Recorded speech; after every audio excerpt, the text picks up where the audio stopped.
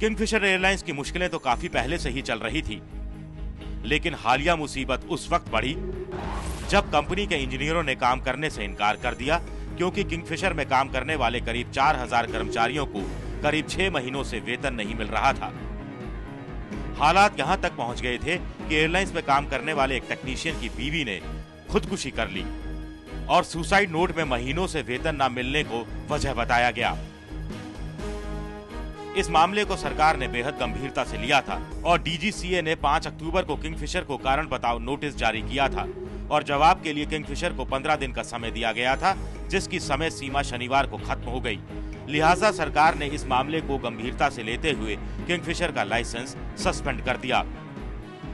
Kingfisher has reached this situation after enough warnings because A, the working of the airline is not professional.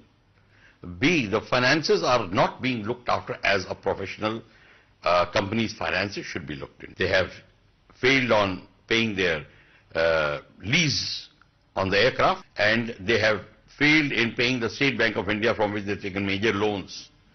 Plus other companies they have taken loans. जो suspension अभी हुआ है सही हुआ है और Kingfisher को ये सिग्नल बहुत इम्पोर्टेंटली लेना चाहिए कि वो अपनी जो बिजनेस प्लान है, रिवाइज्ड बिजनेस प्लान, वो सही ढंग से बना के डीजीसीए को सबमिट करे।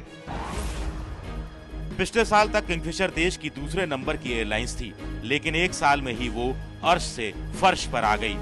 कभी 63 विमानों के बेड़े के साथ मजबूत कही जाने वाली एयरलाइंस में अब केवल 10 विमान ही बचे हैं, वो भी उड़ान नहीं भर पाएंगे। अब सवाल यह उठता है कि आखिर बेहद तेजी से मार्केट में जगह बनाने वाली किंगफिशर की माली हालत कैसे खराब होनी शुरू हुई। इसकी पहली वजह बनी एयर डेक्कन का किंगफिशर में विलय करने का फैसला। दरअसल किसी भी एयरलाइंस को विदेशी उड़ान शुरू करने के लिए 5 साल की उड़ान जरूरी थी। 2008 में एयर डेक्कन अंतर्राष्ट्रीय उड़ान शुरू कर सकती थी। किंगफिशर ने खुद को डेक्कन में मिलाया और फिर डेक्कन का नाम बदल कर दिया किंगफिशर। लेकिन साथ साथ किंगफिशर के हिस्से में आया एयर डेक्कन का घाटा भी। एयर डेक्कन और किंगफिशर के विलय से किंगफिशर के बेड़े में अलग अलग तरह के एयरक्राफ्ट हो गए, एक एयरबस और दूसरे एटीआर। दोनों के रखरखाव के लिए दोहरा खर्च और दोहरी मेहनत। इसके अलावा किंगफिशर ने जिन 8 विदेशी शहरों के लिए उड़ान शुरू की, वहां मुनाफा कम और प्रतियोगिता ज्यादा थी। नतीजा ये हुआ कि किंगफिशर लगातार घाटे में जाने लगी। इसी बीच साल 2008 में आई मंदी ने रही सही कसर पूरी कर दी।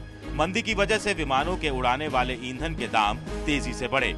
दाम बढ़े तो किराया भी बढ़ा, लिहाजा ग्राहक कम हो गए और विमान उड़ाने का खर्च बढ़ता गया।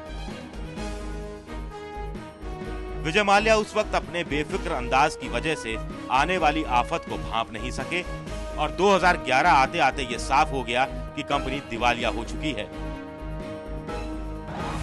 सरकार ने टैक्स नहीं देने की वजह से कंपनी के 40 अकाउंट फ्रीज कर दिए, लिहाजा तेल खरीदने के लिए उसके पास पैसा नहीं था।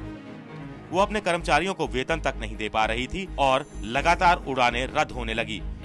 इसी बीच एयरलाइंस के कर्मचारी वेतन न मिलने से हड़ताल पर चले गए। किंगफिशर ने मामले को सुलझाने की लाख कोशिश की, लेकिन बात बनी नहीं।